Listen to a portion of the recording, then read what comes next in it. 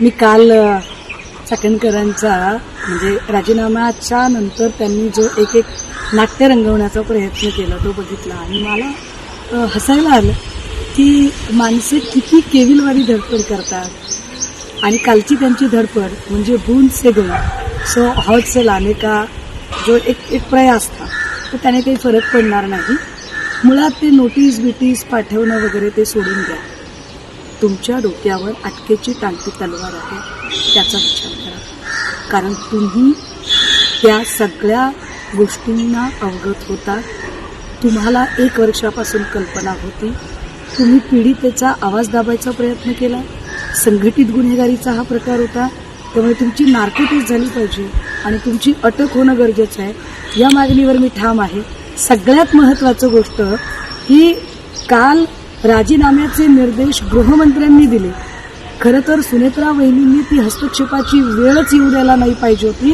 सुनेत्रा वहिनींना नेतृत्वातला खमकेपणा दाखवण्याची काल एक संधी होती. ती संधी त्यांनी दवडली. असो, मात्र आता तरी अजितदादा कधीही गंडेदोरे करणारे नव्हते.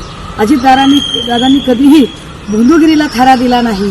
अशी गंडेदोरे अंगारे दुपारे बंधुगिरी तंत्रमंत्र करणारी बाई जर राष्ट्रवादीच्या प्रदेशाध्यक्षपदावर असेल आणि तिच्यामुळे जर पक्षाची बदनामी होत असेल तर तातडीने तिला महिला प्रदेशाध्यक्ष पदावरून पायउतार केले पाहिजे.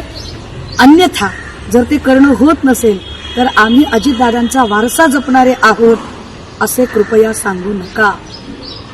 त्यामुळे काय चाकणकर बाई, तुम्हाला काय नोटिसा बिटिसा तुमचा जामीन झाल्यानंतर करा. आधी तुमची जी अटकेची टांगती तलवार आहे त्याचा विचार करा. 500-600 कोटी रुपये तुमच्याकडे आहेत. तटकरेंसारख्या प्रवृत्तींचा आशीर्वाद तुमच्यावर आहे. त्यामुळे माझ्यासारख्या सडाफटीन चळवळीतल्या माणसाला तुम्ही धमकावण्याचा नक्की प्रयत्न कराल.